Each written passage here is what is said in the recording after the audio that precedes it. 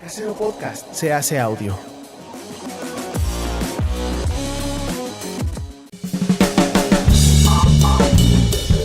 Bienvenido a Entusiasta, un podcast de Ilan Katz Mayo.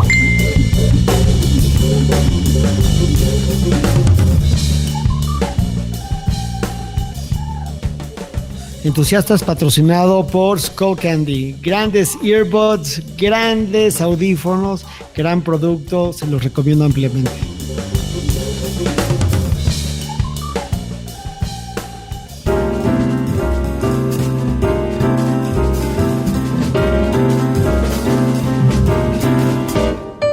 Hola, bienvenidos a Entusiasta. Yo soy Ilan Katz Mayo, abogado de profesión y entusiasta por vocación. Estamos hoy con un amigo mío que es probablemente de los artistas, sin duda el artista más importante de Guatemala y, en mi opinión, de los artistas más importantes de América Latina. Su obra es profunda, estéticamente hermosa y tiene mucho que decir en lo personal y a través de su body of work, que me parece increíble. Darío Escobar, bienvenido, Entusiasta. Bueno, gracias, Ilan. Muchas gracias por esa presentación. Ya me pusiste un poco nervioso. No, nada de eso. Ya sabes que aparte de que somos queridos amigos y compartimos varios entusiasmos, sobre todo por la literatura y por las noticias y por el arte en general. Me pareces una persona fascinante. Estoy muy contento de que estés aquí con nosotros el día de hoy. Y quería empezar, como te conozco bien, quería empezar por el principio. La primera pregunta que te quiero hacer es la siguiente. Tú vienes de una familia, de un corte muy tradicional, ¿no? O sea, una familia con un brazo en la industria, un brazo en la política, son una familia socialmente relevante en Guatemala, y tú cometes el más grande acto de rebeldía y te conviertes en un artista. ¿Cómo es que una persona que viene de tu background se convierte en un artista, aparte un artista muy exitoso? ¿Y cómo es percibido tu éxito y tu profesión hoy en tu entorno familiar? Es una pregunta de una profundidad muy grande y bueno, a ver, como tú dices, vamos a empezar por el principio. Pienso que en tu vida, en general, en nuestras vidas, hay muchas decisiones que probablemente uno cree desde el plano consciente que las está tomando, pero en realidad no es así. Hay decisiones que no tomas tú y que tu manera de entender el mundo y de relacionarte con él es algo que prácticamente viene en una especie de genética psicológica. Ser artista en realidad no es una decisión que yo tomé, a no ser cuando decidí profesionalizar mi visión de entender el mundo. Sí, vengo de una familia con un corte bastante normal. Y creo que el explorar otras vías ha hecho precisamente que se amplíen mis horizontes. Creo que también me gustaría contigo definir qué es éxito, porque para mí el éxito es simple y sencillamente poder hacer lo que te interesa, porque para mí el arte es simple y sencillamente conocimiento. Y como me interesa el conocimiento desde una perspectiva política o industrial, probablemente no fuera tan interesante como una exploración intelectual y profunda. Y el arte en realidad, como espacio de reflexión, es mucho más profundo y mucho más complejo. Y probablemente a mí siempre me gustaron esos caminos, porque creo que si tengo algún tipo de interés en este momento de mi vida es precisamente querer entender todo lo que está alrededor mío. Entiendo que la pregunta es muy vasta, sí, y es muy difícil desempacarla, pero vamos un poquito en orden. A ver, tú me preguntas a mí qué es éxito y yo tengo una idea para mí muy clara de lo que es éxito profesional a nivel convencional, o sea, lo que es muy fácil de definir como éxito profesional. Se divide en 3 cosas. Lo primero es que tengas la sensación de que estás haciendo trabajo importante que alimenta tus necesidades de tener retos y estar cumpliendo con ellos. O sea, tener trabajo, estar realizando un trabajo que tiene sentido para ti. Eso es lo primero. Lo segundo es tener el reconocimiento de tus pares, que tus pares se volteen y digan, el trabajo que está haciendo Ilan, o el trabajo que está haciendo Darío, o el trabajo que está haciendo fulanito, es digno de mi respeto. Y tercero, que financieramente estés a flote.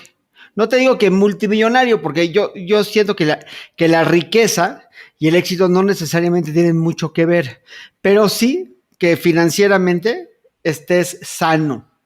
Estas 3 cosas para mí es éxito. Tu obra se comercializa muy bien, sin duda tienes el respeto de tu gremio y sin duda el trabajo que estás haciendo es importante. Entonces, o sea, es importante para la crítica, es importante para los coleccionistas con los que yo hablo. A mí me encanta lo que haces y no estoy solo.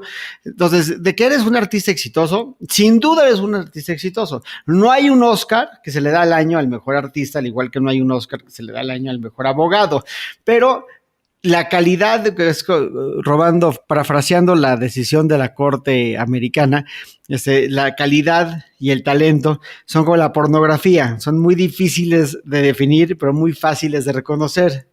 Sí, esa frase me gusta mucho. No, entonces, eso es otro importante. Ahora, entiendo la modestia del artista, entiendo la modestia de la gente que sana, la modestia es un atributo yo creo que de la congruencia, porque mientras estamos en la lucha... Sí, aunque también te podría apuntar a que la modestia y la soberbia son síntomas del mismo mal, de la misma forma que el valiente y el cobarde tienen un punto de inflexión en común, y es que los dos huyen. Claro, son los 2 lados de la misma moneda. Exacto, los dos huyen. El valiente huye al frente y el cobarde huye hacia atrás, pero los dos tienen miedo. Sí, pero yo lo que creo es que cuando a mí me han dicho, o cuando yo veo que le dicen a mis colegas,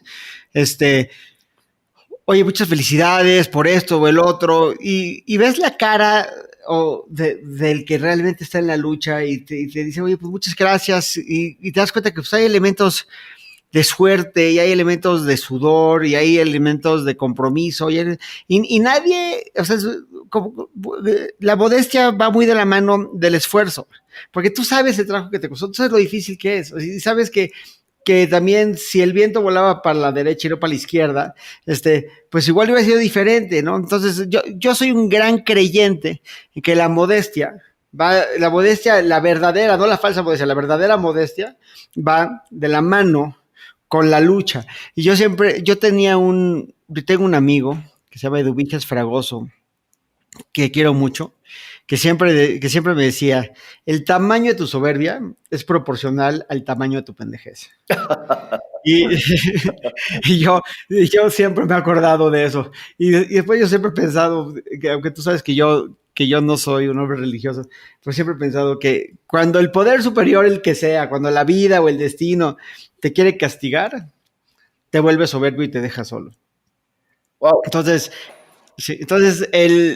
el esfuerzo del artista, que es un tema recurrente en este podcast, que para ser artista hay que tener un chingo de huevos, porque dedicarte a plasmar una obra y a ver si le gusta a la gente es como salir a ligar todos los días. O sea, tienes que tener una gran fortaleza interior, porque pues o gusta o no gusta tu chamba, ¿no?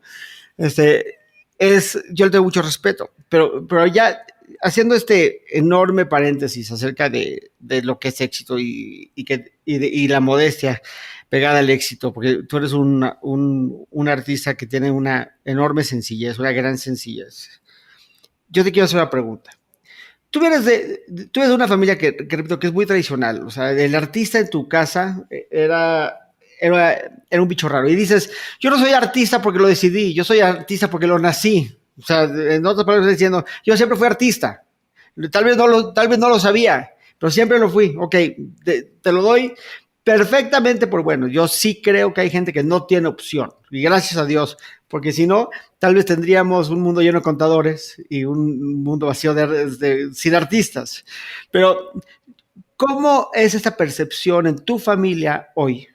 A tu edad, que estás, yo digo que al igual que yo, a la mitad de tu carrera profesional o más o menos por la mitad de tu carrera profesional, con todos los shows que has hecho, con todos los museos en los que estás, con tu obra en estadios desde estadios de fútbol hasta colecciones permanentes de los mejores museos del mundo. Hoy que ya demostraste que eres un gran artista, ¿cómo te percibe esta familia? Que yo no tengo el gusto de conocerlos, espero algún día me invites a Guatemala y pueda conocer a toda tu familia, pero Bienvenido. esta familia que en mi forma de interpretar tu historia es una familia hermosa, tradicional, con nociones muy claras de la vida. ¿Cómo perciben a Darío, con el que crecieron, que también es este gran artista? Bueno, mira, te voy a contar una anécdota que creo que puede resolverte un poco el mapa de la situación. Estábamos en una reunión y estaba una hermana de mi madre y entonces viene y cuenta algo así que su hijo adolescente está tomando clases de pintura en una academia en Guatemala. Entonces mi mamá le dice, ten cuidado, que después se vuelven artistas y conceptuales. Entonces, Entre que broma y creo broma, que la verdad se una asombra. broma que decía, pero que bueno, por ejemplo, mi madre es absolutamente orgullosa, lo cual siempre es algo positivo. Y la familia alrededor ha descubierto que más allá de plantar cosas, plantar café o lo que sea, hay otras formas de entender el mundo. Y creo que esa parte para mí es muy valiosa. Creo que el principio no fue particularmente agradable, pero afortunadamente tuve una educación privilegiada. Yo salí de arquitecto, así que los primeros años de mi vida trabajé como arquitecto y cuando el arte empezó a abrir su espacio, pues obviamente solté la arquitectura y me dediqué a lo que realmente me interesa, que es un tema Lo cual, sí, lo cual, déjame hacer un hincapié, parecería que el rito de pasaje de los artistas importantes en América Latina es estudiar arquitectura. Fíjate que es algo que me parece muy curioso y que en México pude constatarlo. De hecho, muchos artistas como Méndez Blake, José Dávila, Pedro Pedro Reyes. Reyes, todos venimos de la arquitectura, lo cual me parece particularmente ventajoso, porque a diferencia de muchos artistas que vienen del fine arts, por así decirlo, nosotros tenemos una estructura de pensamiento organizada. Eh, yo estoy seguro que tanto Pedro como Méndez Blake o como José o como cualquier otro arquitecto puede sentarse en una mesa de dibujo, planificar centímetro a centímetro lo que está uno pensando y darle forma a todas las ideas que están en la cabeza. Creo que al final de cuentas, esto es como dicen en matemática, ¿no? Un conjunto de errores que llega a la respuesta correcta. Claro, claro. Y a mí, de hecho, te puedo decir que si tuviera que repensar todo lo que me ha pasado en la vida, lo mejor que he hecho fue haber estudiado arquitectura, ¿Por qué? porque me hizo desarrollarme dentro de un formato en el cual lo que pienso lo puedo realizar. Ok, ¿Sabes? Es como un escritor que tiene habilidad de palabra. ok. Es como mucho más fácil poder transmitir todo lo que está en tu cabeza, llevarlo por la vía correcta y poder materializarlo. Ok. Yo te preguntaría, a la luz de tu formación como arquitecto, si tú mañana fueras a hacerte una casa en el lugar de tus sueños, ¿la harías tú o contratarías a un arquitecto? Yo contrataría un arquitecto, porque realmente siempre me gusta estar del otro lado. Definitivamente sería una experiencia interesante, un diálogo abierto con un espacio de funcionabilidad y un espacio estético. La verdad creo que me gustaría contratar a alguien. Bueno, de hecho, estoy en pláticas de eso. Así que, Qué buena onda. con Qué nuestro bueno. amigo Juan Salas. Así que, Muy bien. Yo, cambiando un poquito de tema, yo tengo esta impresión por conocerte como te conozco, de que uno de los grandes amores de tu vida es México. sí, Vives en México una gran parte del año, trabajas, eso estudio en México, te has desarrollado en México, llegaste en México hace mucho, en México encontraste a tu generación de artistas, a tus pares. ¿Qué es lo que pasó cuando tú llegaste a México que te enamoró de este país? bueno, la verdad que eso es una pregunta tan amplia como la primera pregunta con la que abriste Sí. esta charla. Creo que México lo que más me interesa es todo ese bagaje cultural y una manera inteligente de haber podido enfrentarse al pasado de una manera bastante inteligente. Creo que el proceso de mestizaje en México se dio de una manera fantástica, en donde el proyecto de nación pues no se encargó de esconder el pasado, sino de volverlo visible. Y creo que ese aspecto hace que México hoy en día sea ese espacio rico, efervescente e intelectualmente atractivo. Digamos, ¿Cuándo y cómo, ¿cómo dices? cuándo y cómo llegas a México? Bueno, llego en el 2005 por invitación de una galería y caigo acá y empiezo a conocer gente, conocer amigos. Y es un poco difícil lo que te voy a decir, pero me parece que hay que ser valiente y reconocerlo.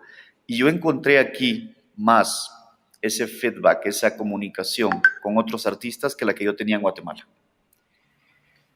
¿Por Eh, qué? el por qué puede ser también una respuesta difícil de dar, pero tengo la sensación que mis intereses, mis perspectivas y mi formación como artista estaba mucho más relacionada con México que con la Guatemala de los 90 cuando yo empiezo a trabajar. Encontré aquí, También era como también era como un México era una plataforma más vasta, o sea, había más referencias culturales, había gente tal vez que había viajado más, había más un mayor número de pues artistas. México ha estado siempre conversando con el mundo. O sea, Ok. partamos de ahí. Desde la época del virreinato hasta la época de la República, México ha estado en una constante conversación con el resto del mundo desde México mismo. Creo que eso es un espacio muy difícil de poder hablar de en Centroamérica, porque Centroamérica, claro, es un país que ha tenido una gran tradición literaria, sobre todo Guatemala, y una tradición artística muy interesante. Mira, yo he llegado a la conclusión de que, pues como decía mi padre, gracias a Dios existe Haití que nos quita el primer lugar en todo, ¿no? Pero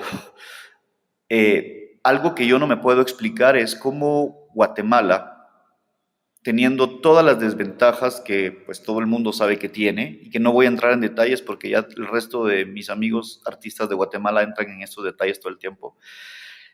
Pero cómo, teniendo tantas desventajas, Guatemala ha estado siempre a la cabeza en la producción de arte y literatura a nivel mundial. O sea, tenemos artistas desde Carlos Mérida hasta Luis González Palma y tenemos escritores de primera talla como Miguel Ángel Asturias.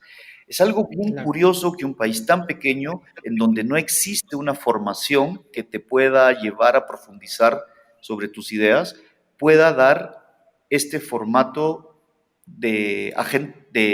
sí iba a decir la palabra agentes culturales, pero sí, esa sería la palabra correcta, de personas que desarrollan cultura en la misma frecuencia que el resto de ciudades productoras de cultura. Es algo muy curioso. Lo Y, entiendo. Y me parece que creo que afortunadamente Augusto Monterroso viene en México y logra desarrollarse desde México. Mira, yo pienso que la verdad México es bastante amplia y yo sigo pensando en un concepto un poco arcaico, pero me gusta el formato de Mesoamérica, ¿sabes? Creo que culturalmente estamos todos muy conectados y pues no es de extrañarse que me sienta tan cómodo en México cuando tiene todos los códigos que yo conozco. De acuerdo. Ahora, una de las cosas que el día que te conocí, te dije que admiraba mucho de tu obra, que me recuerda mucho a la música de Café Tacuba en el aspecto de que es totalmente original, a la vez está llena de referencias internacionales, culturales que todos podemos reconocer, y a la vez es totalmente latinoamericano. Pero tus influencias, la geometría, son fáciles de reconocer del mundo del modernismo y del arte contemporáneo, pero lo llevas a través de tu uso del aceite o tu uso de las puertas estas de los camiones o de los trailers, ¿no? Lo llevas a algo que es inmediatamente reconocible como sumamente latinoamericano. Y yo creo o tu uso de los deportes en tu obra, que queda clarísimo, que nos recuerda constantemente, por ejemplo, el uso de los instrumentos que se usan para jugar un deporte, nos recuerda constantemente de que en la vida hay ganadores y hay perdedores, ¿no? Estos temas que se me hacen sumamente intelectuales, profundos, que definen tu obra, me parecen hermosos, pero al mismo tiempo me parecen desoladores, devastadores. Son grandes verdades con las que todo el tiempo estás trabajando, que nos aterrizan siempre a la naturaleza de nuestro existir en América Latina. Mira, De, sí, a ver, vamos por partes, como diría Jack el Destripador.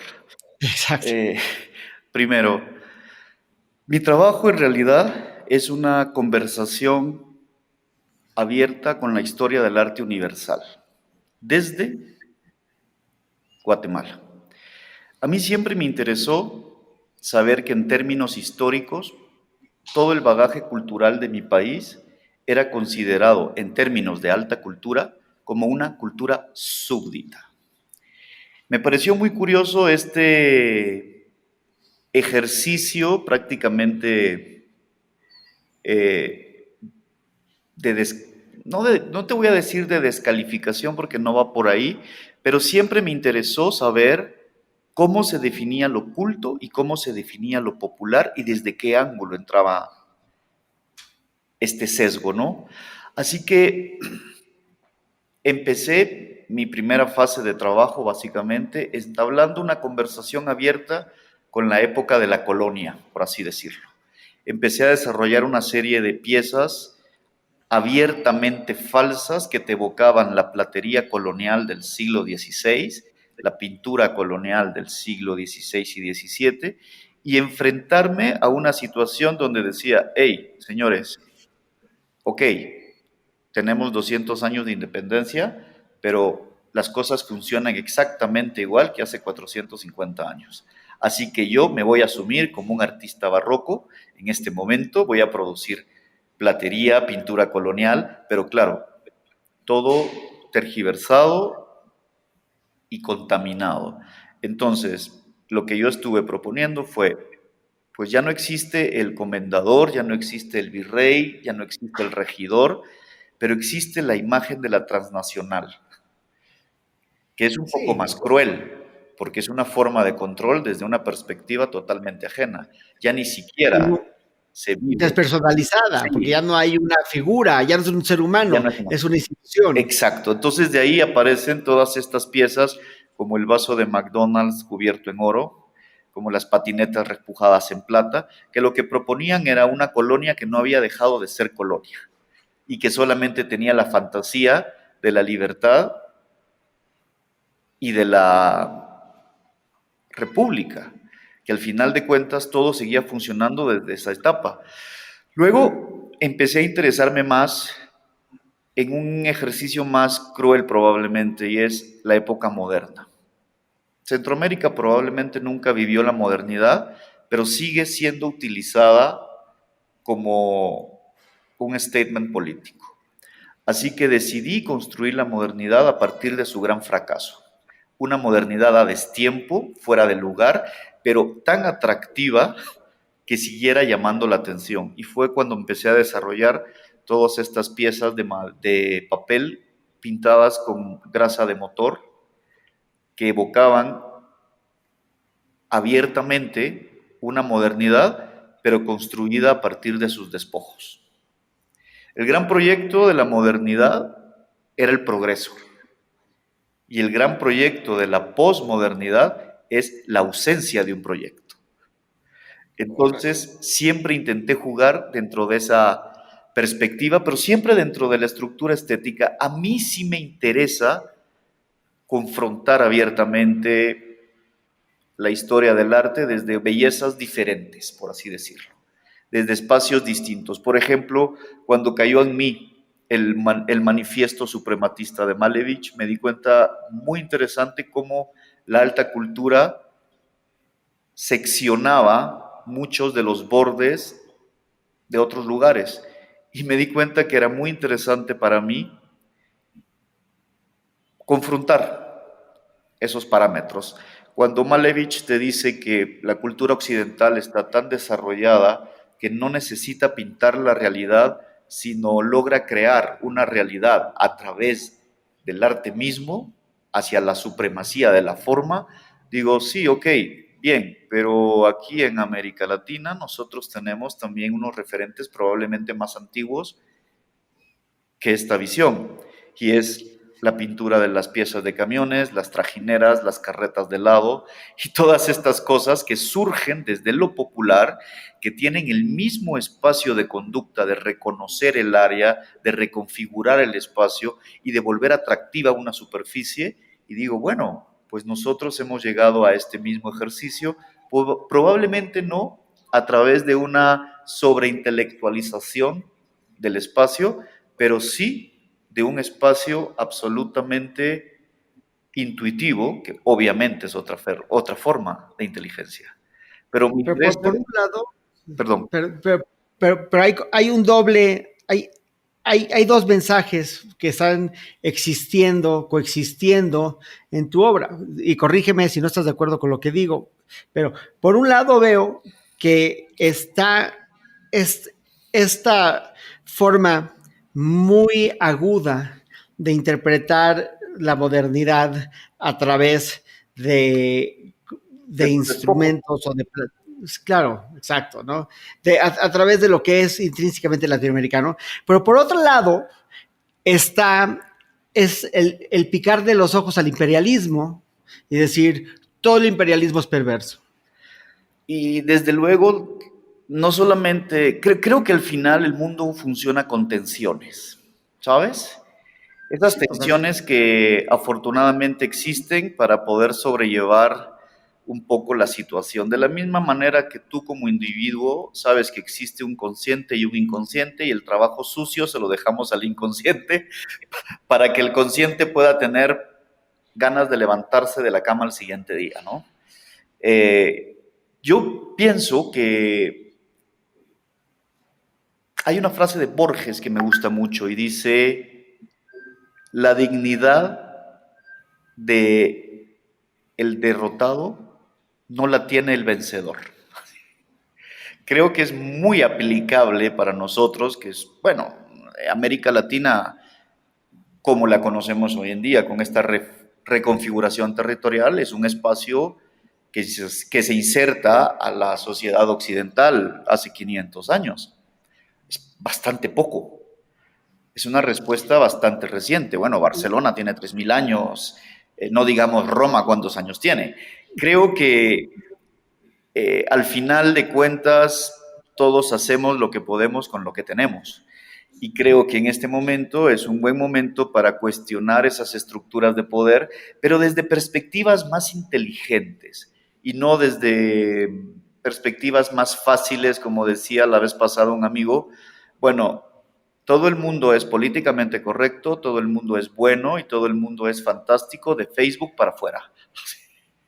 Claro. Entonces, Bueno, mínimo tenemos una noción de lo correcto, aunque sea en nuestras personas públicas, o sí, sea, en nuestra persona pública tenemos una, gracias a Dios, menos mal. bendito sea, sí, sí, gracias a Dios tenemos, aunque tal vez muchos de nosotros tengamos en el interior un resentimiento con la imposición de la norma de lo correcto, del árbitro de lo correcto. Ya sabes, hay un árbitro de lo correcto que nos dice, eso es misógeno, eso es racista, Sí. esto es racista. O sea, Digamos, yo voy a espacios, digamos, claro, eso es fantástico que exista y me parece maravilloso hoy en día que todos podamos percatarnos de que hay conductas que son desfavorables.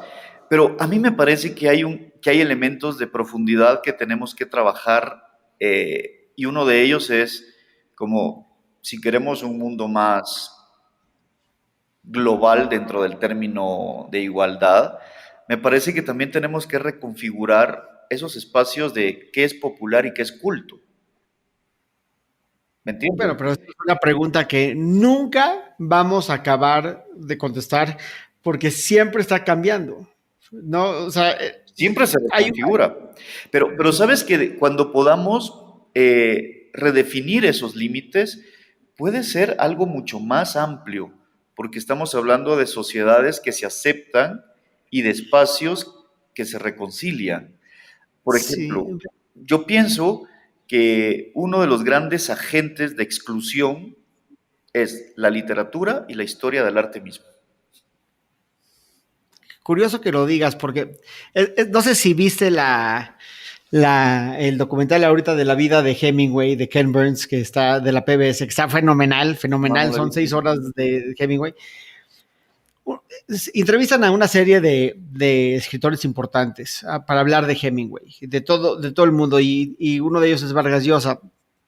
Y una de las partes que están hablando de Hemingway, uno de los escritores, ya no recuerdo quién es, dice, la gran diferencia y la gran importancia de Hemingway, más allá de su personaje personal sumamente hipermasculinizado, es que cuando tú comparas a Hemingway con todos sus contemporáneos importantes, Pound, Joyce, etcétera, E. Cummings, todos son complicados, todos son difíciles de leer, menos Hemingway. Hemingway es fácil de leer, Hemingway es popular. Hemingway, una persona que puede leer, que tiene una educación de bachiller, puede leer y gozar a Hemingway. Y Hemingway se publicó, inclusive hay novelas de Hemingway que se publicaron en revistas. Entonces, esta idea de que hoy la literatura, porque estamos consumiendo muchas cosas, se ha vuelto una barrera, pues de entrada a la cultura alta, estoy totalmente de acuerdo contigo, pero tal vez es algo más latinoamericano, tal vez en Estados Unidos Sí, la gente lee más, o yo en te estoy Europa. hablando más desde América Latina. Sí. Digamos, Ahora, por ejemplo, hoy en día poca gente lee poesía, que es una verdadera pena. Pero si te das cuenta, los países que más producen poesía en este momento son los países pequeños. Las grandes publicaciones en este momento están mucho más interesadas en entretener a la población que en desarrollar su educación. La misma manera en que funcionan las noticias hoy en día. Las noticias hoy en día ya no te informan, te entretienen, que es algo muy interesante. Y puedo entenderlo, el mundo realmente a veces no es bueno estar tan cerca de él, porque te vas a dar cuenta que es una cosa que está a punto de colapsar. Pero cuando yo me refiero a que la literatura es un campo de exclusión, te digo, imagínate que Kafka hubiera escrito en otro idioma que no fuera el alemán. Jamás lo conociéramos. ¿por qué dices eso? O sea, si Kafka no hubiera escrito en inglés, podría haber escrito en inglés o en español. No, no, pero te digo, la suerte que tuvo Kafka fue que estaba escrita en una lengua que tenía repercusiones. Por ejemplo, estoy pensando en los poetas No en checo. sí, estoy pensando en escritores zapotecas o cachiqueles o quichés. Pues no tenemos acceso a ese conocimiento nosotros. No, estoy de acuerdo, totalmente.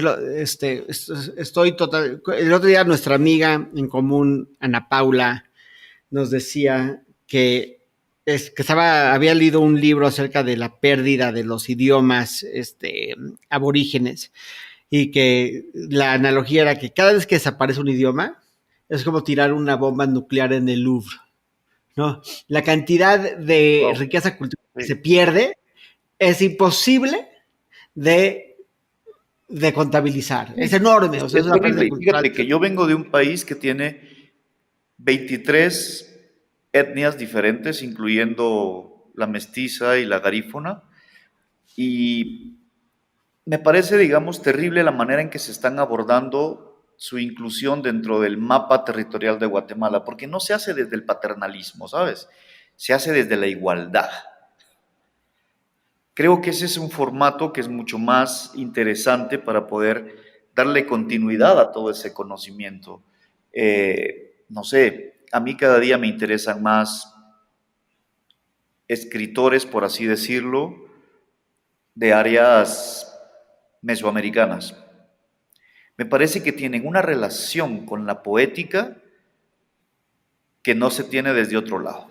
Es impresionante. Cuando lees y traduces los glifos de la época clásica maya, te sorprende la vigencia con la poesía contemporánea. Es impresionante. Y pienso que lo que dice Ana Paula es verdad, que cada vez que desaparece una lengua, desaparece un cúmulo de conocimientos que lamentablemente es absurdo hoy en día con el formato de nuestras tecnologías que pueda seguir sucediendo. Aprovechamos para saludar a Ana Paula de Aro, que tanto queremos. Hola, Ana Paula de Aro, ¿cómo estás? Hola.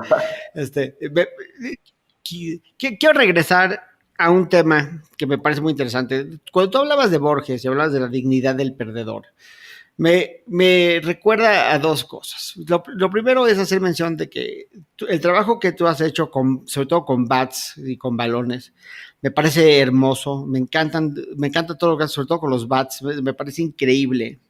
Porque el bat, al igual que el balón, pero sobre todo el bat es un instrumento que sirve solamente para una cosa, pero también en desuso, en el mal Puede ser un uso, arma.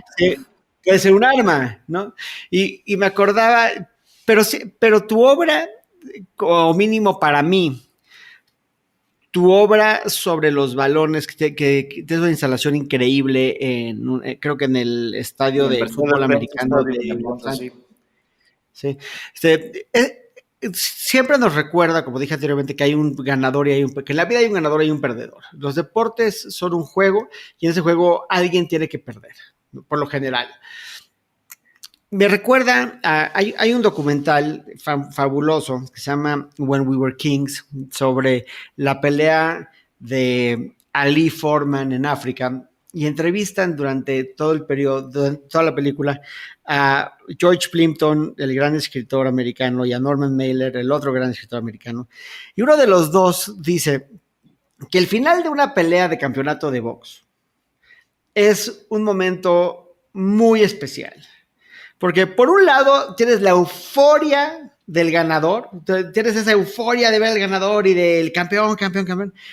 Y paralelamente, en tiempo real, al mismo tiempo, te invade una terrible simpatía por el perdedor, que lleva quién sabe cuántos rounds, recibiendo golpes y dando golpes y recibiendo golpes y dando golpes, en esta gran metáfora que es el box, y en este caso todos los deportes para la vida, que para golpear te tienes que descubrir y permitir que seas golpeado, ¿no?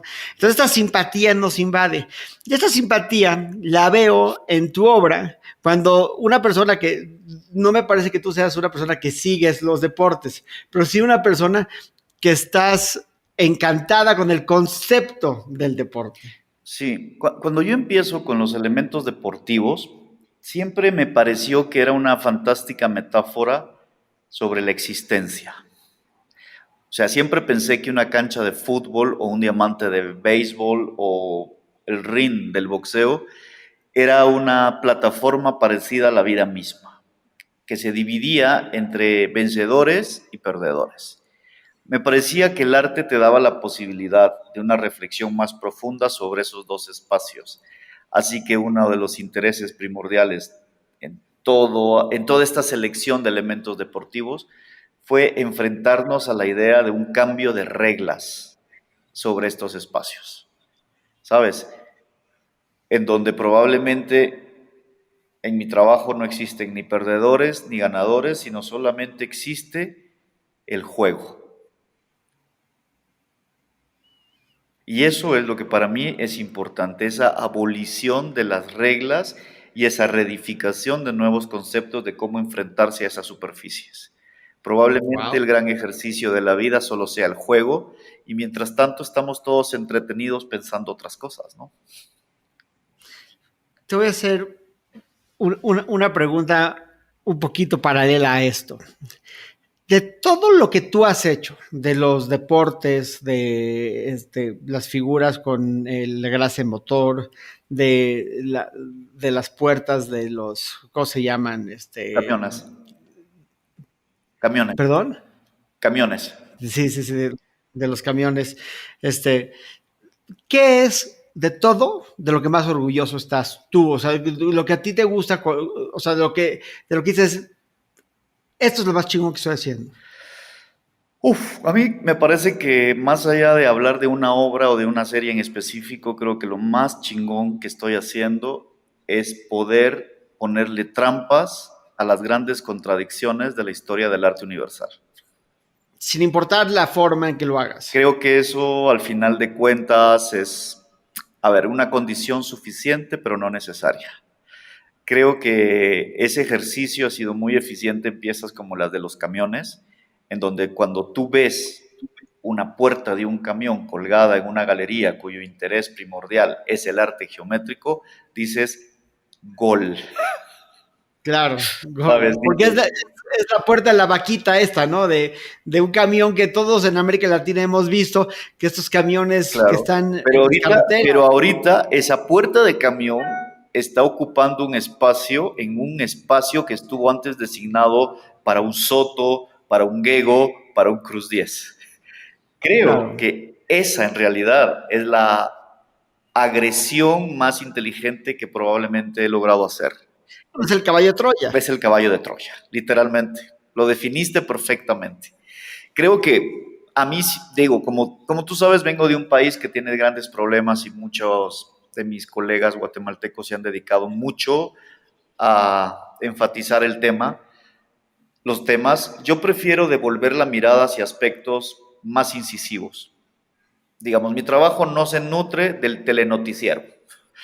Mi trabajo se nutre de una experiencia más fuerte y más profunda en tratar de reivindicarnos desde una perspectiva en donde en realidad la desventaja no existe, sino existe la misma plataforma y probablemente el mundo ya no se divide entre vencedores y ganadores, sino entre el mismo ejercicio de compartir el juego. Y desde ahí probablemente es donde parte mucho de lo que hago. Pues te felicito porque eres un artista aparte de que eres o sea, tus valores estéticos son increíbles, haces cosas hermosas, siempre tienes esta profundidad en la obra, que nos recuerdas cosas que son una verdad a veces muy cruda, ¿no? Nos regresas a una verdad acerca de nuestra existencia, sobre todo como latinoamericanos. Sí, nos pone en un lado que en realidad puede ser interesante reflexionar ese ángulo, ¿no? Creo que es muy fácil hoy en día irse por todo lo que está de moda. Siempre ha sido fácil, pero creo que hay situaciones o, mejor dicho, estructuras que sí tenemos que romper. Y no lo vamos a romper desde nuestras redes sociales, o sea, las vamos a romper desde nuestro trabajo constante. O sea, el hecho de reubicar, por así decir, ciertas prácticas, ciertas estructuras, pues lo podemos hacer y podemos conseguir más cosas, como, no sé, verdaderas reivindicaciones culturales. Como te digo, para mí es importante cuestionar quién define lo popular y lo culto. Es importante cómo se estructuran, no sé, las áreas de la literatura.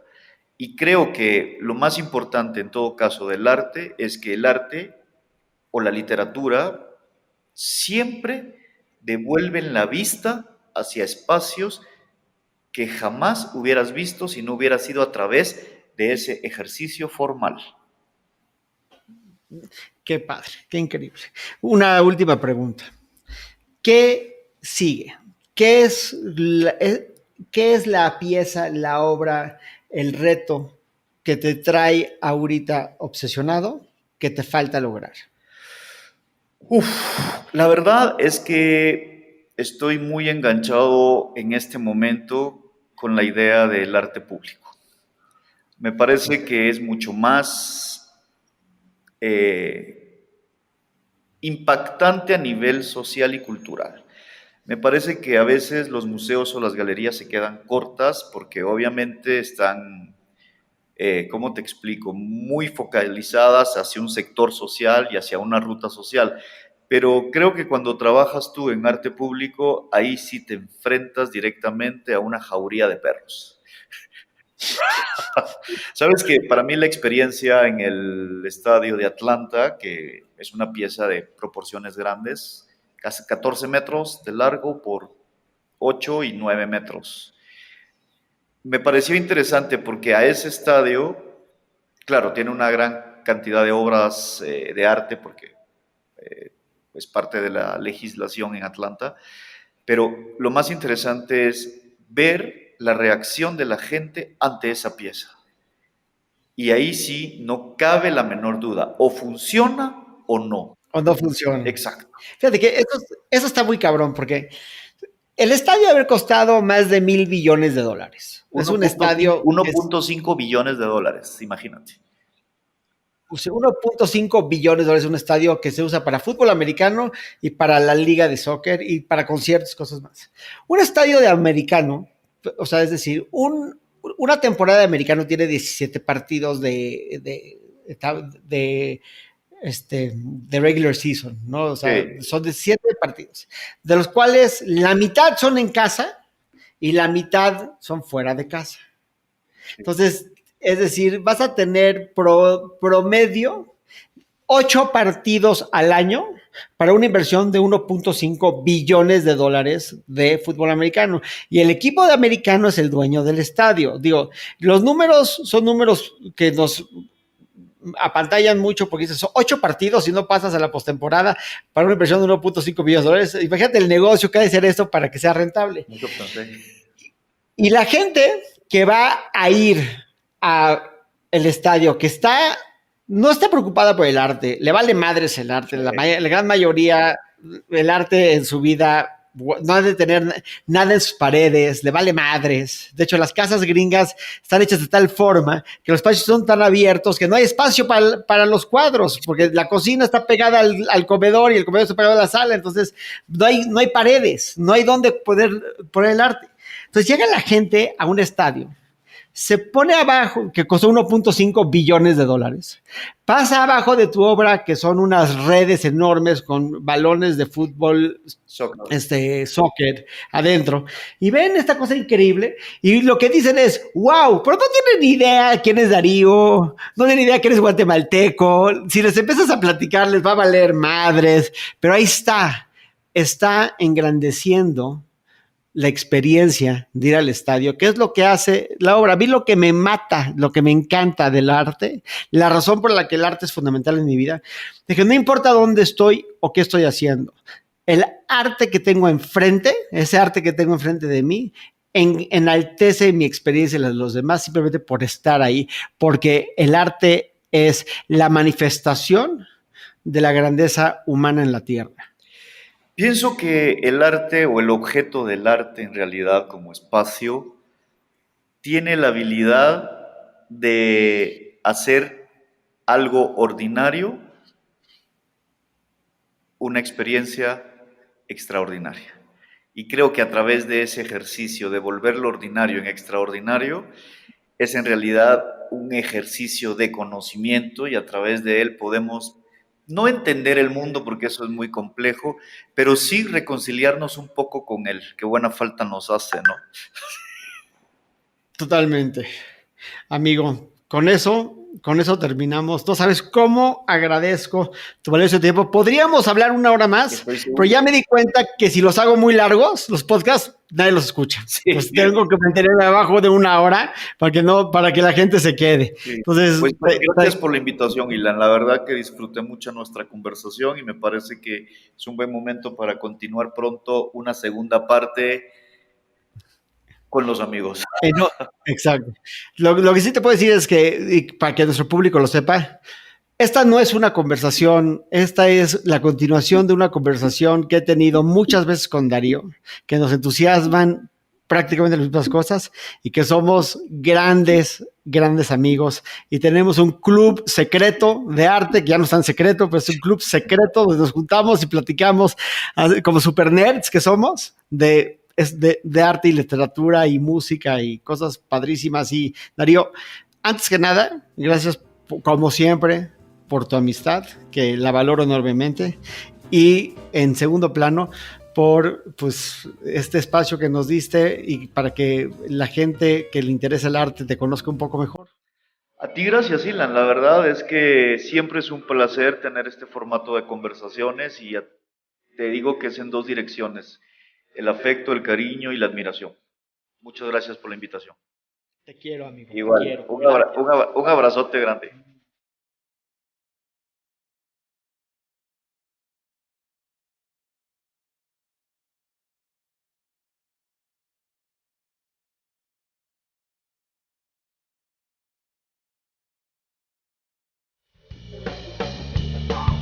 Entusiastas patrocinado por Skull Candy. Grandes earbuds, grandes audífonos, gran producto, se los recomiendo ampliamente. Entusiasta, un podcast de Ilan Katz Mayo.